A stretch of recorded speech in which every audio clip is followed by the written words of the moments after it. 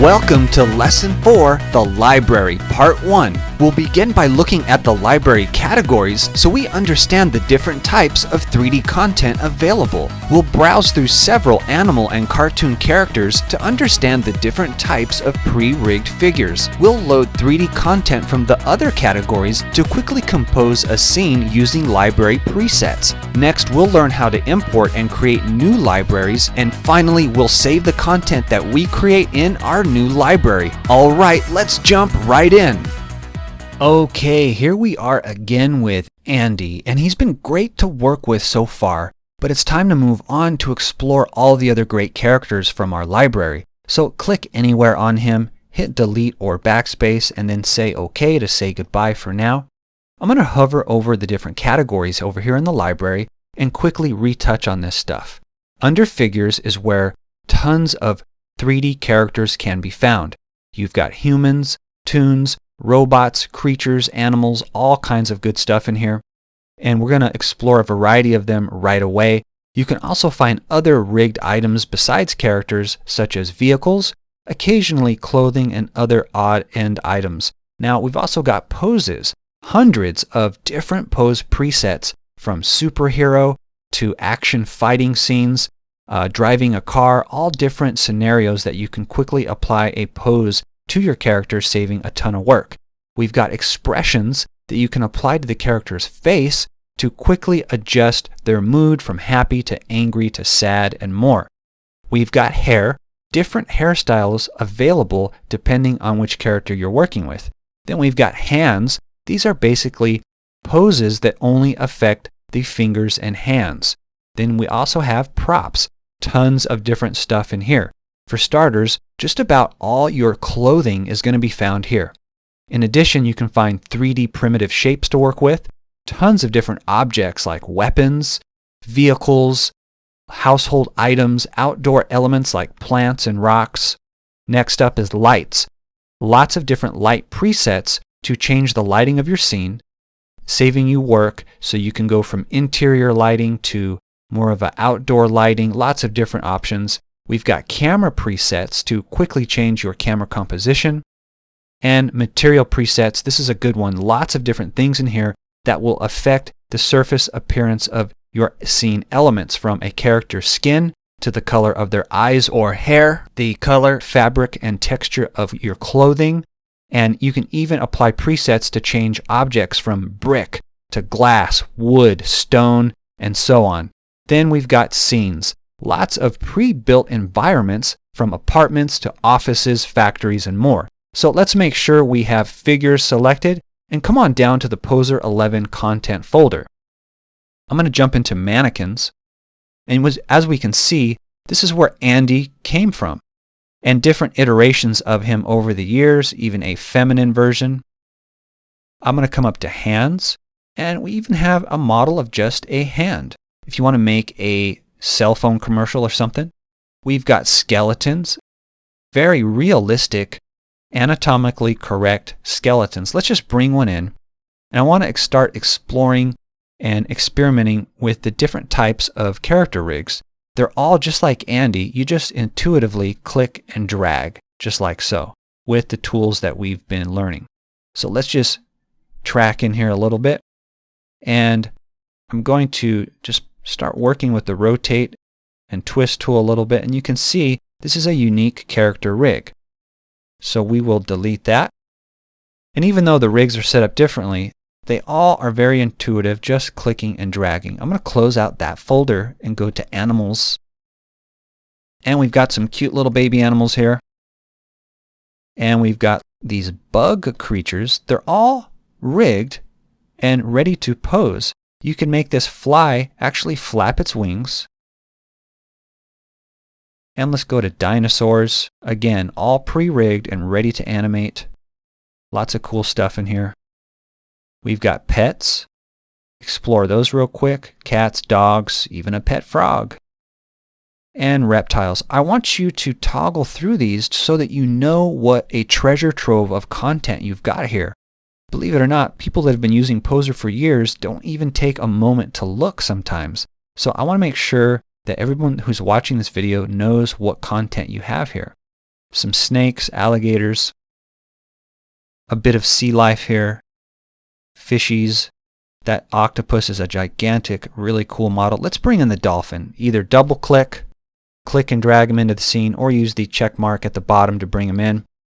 And let's just see what it's like to work with a character with no legs. If we grab our rotate tool, hit R for the rotate, and we can click and drag on its little flapper there, and it poses pretty nicely. The head articulates well, and it has some built-in morphs to control the face like so. So pretty cool stuff for an underwater adventure. I'm going to close that out and go into wild animals. There's a really awesome bear in here, some mountain creatures. Let's bring in that wolf. I'm going to just click and drag him into the scene and see what a four-legged creature is like. All right, let's bring the camera a little bit close. And just like working with a character's arm or leg, we can just do the same, clicking and dragging on this wolf and pose that paw out. And see how easy it is? No matter what the figure type is, you can control the head. He's got some mouth morphs built in. And I'm just kind of skimming through so you got a really good idea of the variety of models that ship with Poser. Now I want you to go into the cartoon folder. And there's a lot of different toon characters, but go into the cartoons subfolder. These were released some years ago, and then they re-released a updated version 2 of each character. So make sure you're working with version 2. These are really awesome. They look like they're straight out of a Pixar film. This toonish, nice, friendly quality to them, but still in 3D. There's a whole cast of characters here. Some boys, teenage girls, even a grandpa. Select Edgar 2. Commander Control select Mini 2. Now we can click and drag both of them in the scene at the same time. You can even click and drag as many figure pieces as you want all at once, bringing them into the scene. And that works for all the categories, bringing in multiple items at a time. Okay, so it brought them both into the center of the scene by default. And I've got Minnie selected already. I want to select her body, and then go to the parameters and slide her over using X translate. All right, we've got these office workers here looking pretty sleepy, like it's their afternoon crash. They need a Red Bull. Let's liven them up. Let's turn off our ground plane in the background, Commander Control G, and I'm going to change the background color down at the bottom, hit the second color, and I'm just going to make it a nice bright white. Back out a little bit more. All right, and I'm going to take this front right light and just bring it a little bit towards the front. Now their color really pops.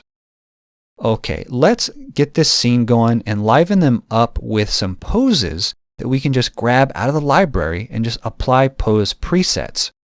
Now, you want to explore your library fully for whatever character you have loaded.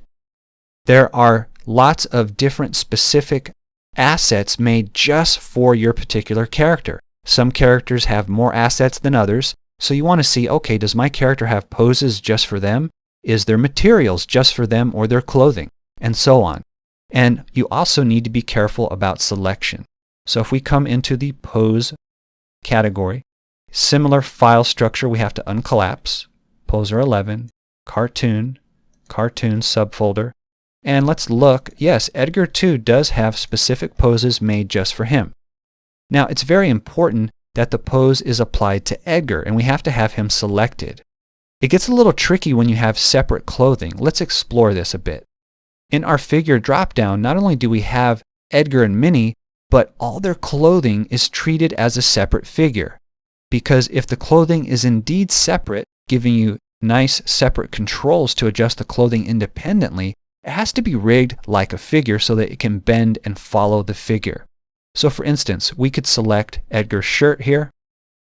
And if you go to the Properties tab, you can check Visible and toggle it off, and you can see it's indeed a separate part of the character. All the clothing is indeed separate. So I'll toggle the visibility back on. Just come back to my Properties tab. Now, selecting exactly what you want can get a little tricky. For instance, if you hover your mouse, depending on the body part, you can see that we've got either the left collar of Edgar or the left collar of his shirt. And so if you're having a hard time clicking on the character to select him, we do know that we could select Edgar from up here and of course grab his body part. Now that's too much work if you ask me. So if you can't click on it, in most cases you can, but when you're finding it hard, you want to right click on that character part, access the right click menu, go to select, and Poser knows you're trying to select at least that body part, and it lets you select here. Do you want the shirt or Edgar himself? Very handy feature here. Trust me, you're going to want to remember that. Now we know we have Edgar selected, so we can apply this run pose over here by either double clicking it, coming down and selecting the check mark at the bottom, or clicking and dragging anywhere on Edgar's actual body. And it's important because if we would have applied it to having the clothing selected, well, it would only pose the clothing. But as long as we select Edgar's body, the clothing will follow along with whatever's the body does. Now it looks like the pose looks pretty great, but I'm going to come to the tie, and that wasn't part of the pose preset. So let's just rotate the tie out, make it look like he's actually running. There we go. And I'm going to select Edgar. I'm going to hit the body ring here to get the body group, and then I'm going to go Y rotate on the parameters and get a quarter angle look on him. All right, nice and cartoony looking. And we can modify this pose further and make it our own. The pose presets are just a nice starting place. See that? All right. So let's go ahead and wake him up.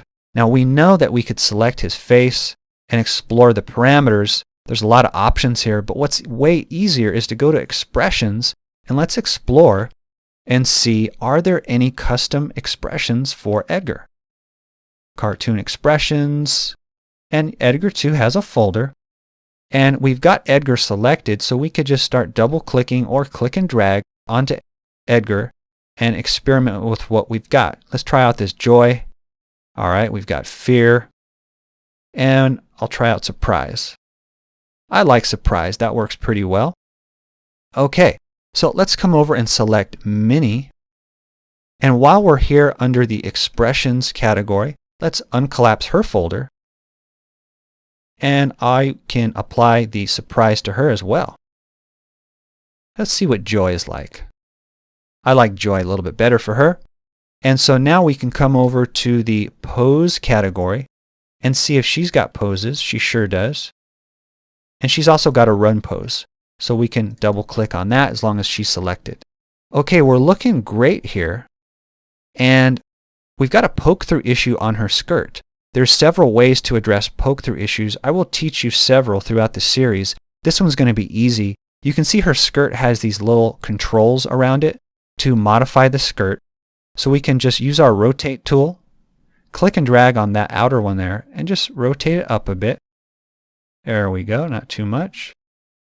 And it instantly fixes that. Now I'm going to select her body, go up to the drop down, and give her some Y rotate as well. And I'm even going to slide her back a little bit closer to Edgar. And we got a really awesome scene built. Now instead of having to pose this out separately, to get them into those poses, that would have took a lot of work. So I hope you understand the power of the poser library, grabbing different assets, slapping them on your characters, and getting going with the fun stuff fast. So we've got this awesome scene set up. It looks like these office workers racing to the break room to see who gets the last muffin. I don't know what they're doing here, but it looks like they're having fun. So let's continue on with the lesson and go back to our library. And let's collapse the Poser 11 content folder. And let's further understand the power of the library. Now, you need to understand how to even think about it. The Poser 11 content library is the actual library with its different sections of the library. You can think of it like this. When you go to your city library, you have a library pass, you walk in, and then you can go to any section of the library, the drama section, mystery, nonfiction, and you can check out books from each section. Well, this is the same kind of idea. That's why it's called the library. Our Poser 11 content is the actual library we've been working from, and we've got the different sections or categories of our library that we can take content from, kind of like checking out a book. So what's really awesome is that not only do we have our Poser 11 content library, but we can load other libraries as well. For instance, if we purchased content from contentparadise.com, the Smith Micro site where you can purchase additional content, and there's of course other places to buy Poser content as well, we could import that into separate libraries, and we can even put it into this downloads library if we choose to do so. And so we could build and import as many libraries as we want. It's kind of like having multiple passes to multiple city libraries. It's pretty cool stuff. Now, what's important to understand here is that not only do you take stuff out of the library and into your scene, but if we create our own custom libraries, we can take stuff from our scene and put them into the library. It's like we're the author writing the books and putting the books on the shelf that we can come back to later and grab. So, for instance, we can start saving out assets from this scene because as you get going with Poser, you're going to create tons of unique poses, lighting setups, and you're going to want to start to save out your own library of different variations of all the wonderful content that you create. And then you have a great way to keep organized access to it right here in your own library. And so let's create a new library that we can start storing stuff. Now, of course, we could save it in the Poser 11 content library, but I like to stay organized and keep all that with what was shipped with Poser, and then keep my different projects separated into different libraries. And so let's go ahead and create a library by clicking the Add Library button. And I'm on a Windows operating system, so I've got this Windows pop-up here to browse for a folder. So I could browse for a library if I purchased something elsewhere or built a library elsewhere. But I'm going to create an empty library to start saving stuff from inside Poser.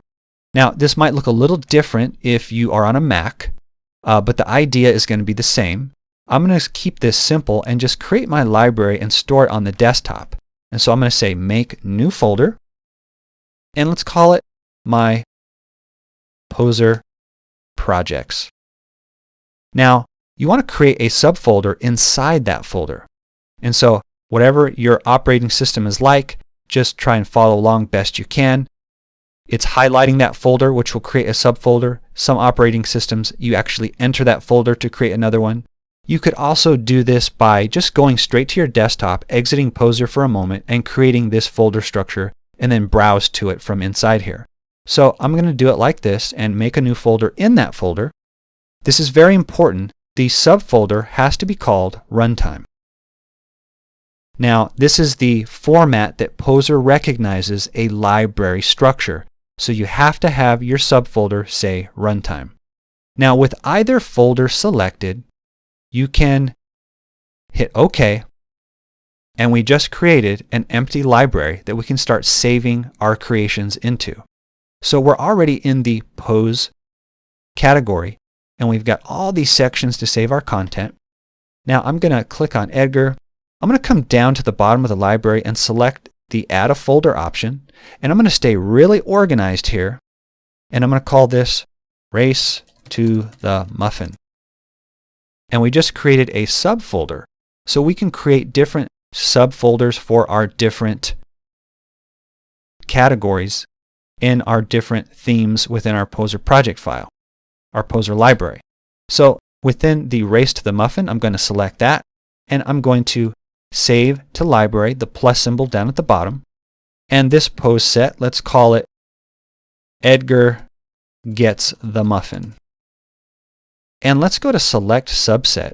Now, let's expand this menu, and it's got by default everything selected. So it'll save a pose for Minnie and Edgar. I'm going to hit Select None, and we can see if we just select Edgar's body at the top,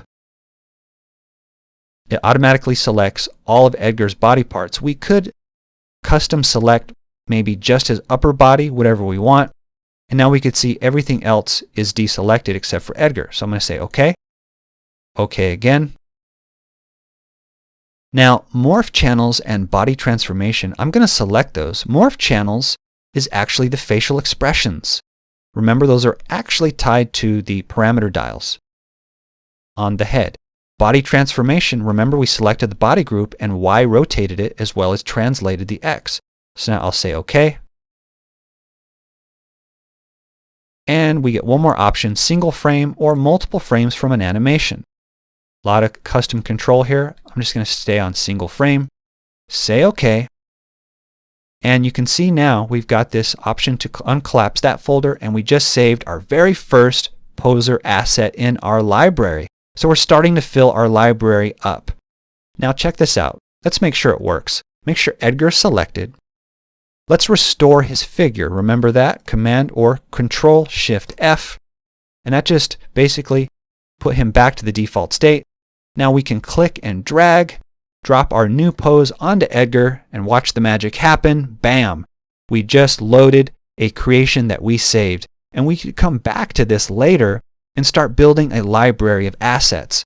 And so we could save out different assets in all the different categories. If we dressed him out with different clothing or put a hat on him or put a muffin in his hand, we could actually save out that figure with all those items attached. We could save out props, light sets, anything we want. Let's go to the scenes and let's uncollapse our main Poser Projects library. I'm going to select add another folder and give it the same name for this particular project, Race to the Muffin.